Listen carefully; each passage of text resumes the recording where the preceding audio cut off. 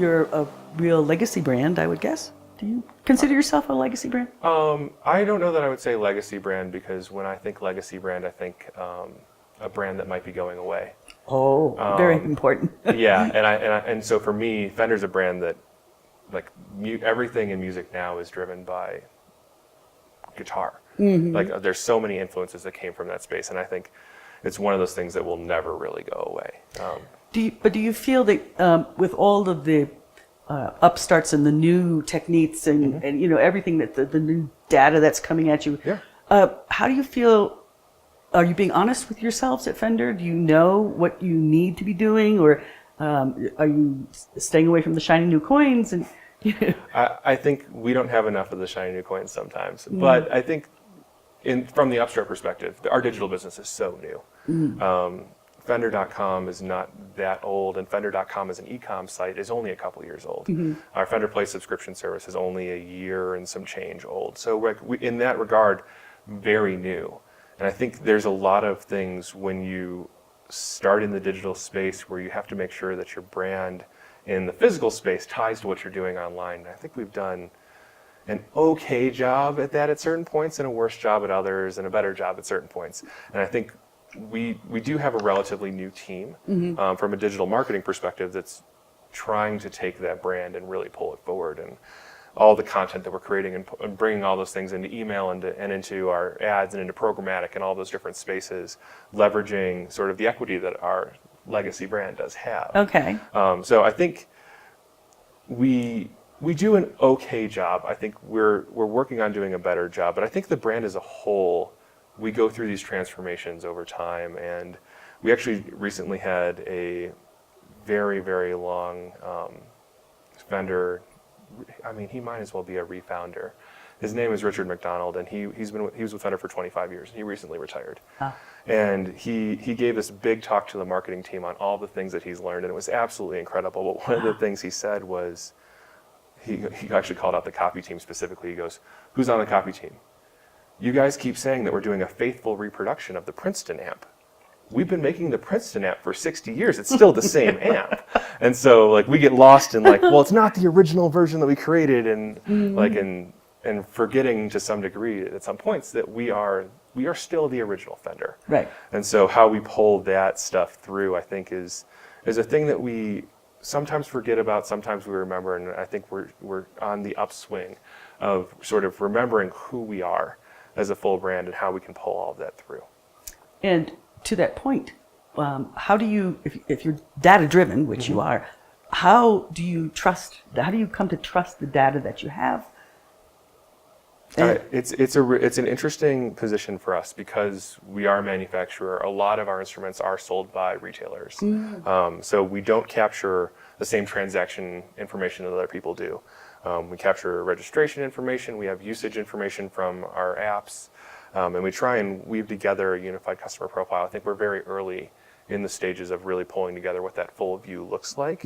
But we have actually spent quite a bit of time doing consumer research in the last handful of years, trying to identify who our new players are. We actually recently had an article in Rolling Stone where we identified that half of all new players are women, which is a complete, like, just 180 from what everyone thought was happening in the space. And if you went to any retailer and said, "Who plays guitar?" You'd be like, "Men." Oh, yeah. Almost exclusively men. Oh, yeah. Nope, half of all new players are women. Yeah. And most of them are playing on acoustic guitar, which is not our primary market, very much secondary to the electric. But they shop online in a different way. It's sort of a different thing that we need to think about. And so we've tried to pull that information through into our marketing.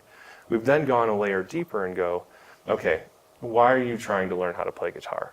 And build these segments around that. And I think what's hard about customer segmentation is we go, there's a segment of people that are creators.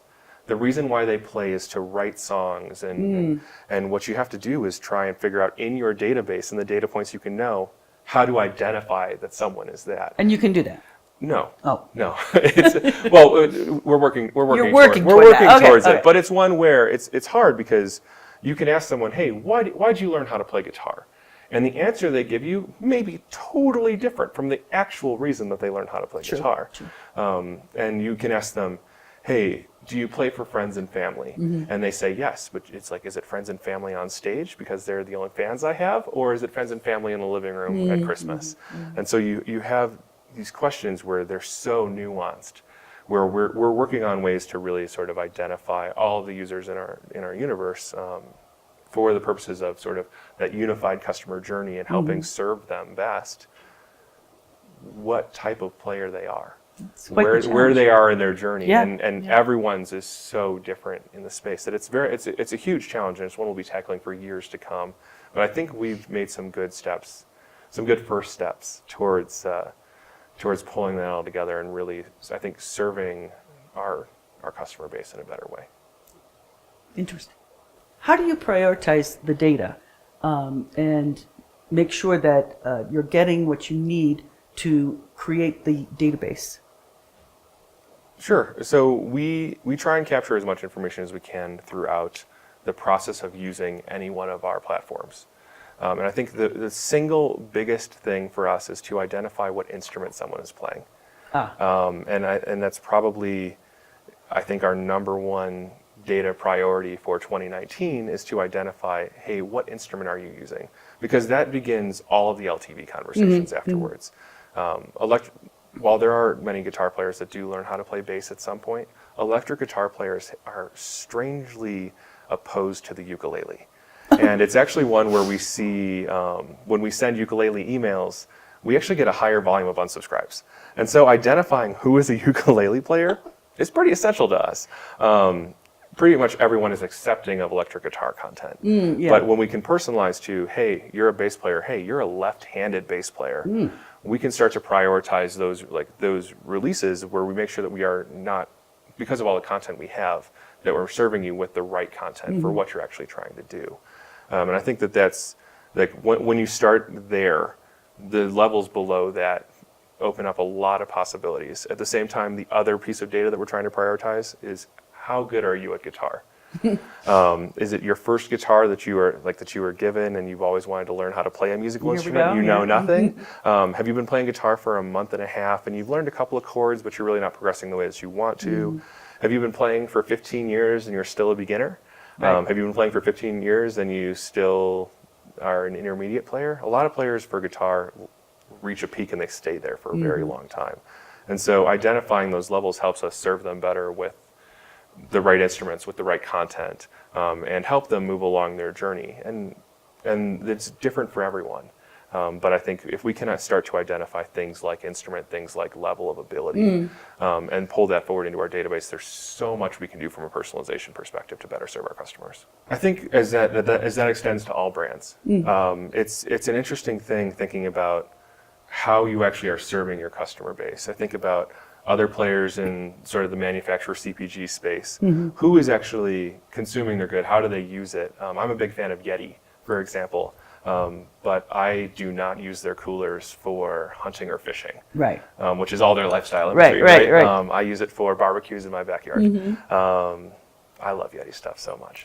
But it's one where, for them, they need to identify how I'm actually using their stuff, because they could be selling it to me in completely the wrong way. I think that extends in so many different ways of, you have different product lines, or you have one product line where people use it differently. And being able to understand what that actual usage is just absolutely critical to, the customer journey. The whole thing is based on them using your product, knowing how they use your product. And it's very personal. Absolutely. And we talk about guitar. Guitar is so personal, but personal care is also very personal. It's even more personal in some ways, right? And so you've got all of these products that exist out there that really serve to, every product is built to solve a function for us. And so understanding what function that's truly solving for everyone is absolutely critical.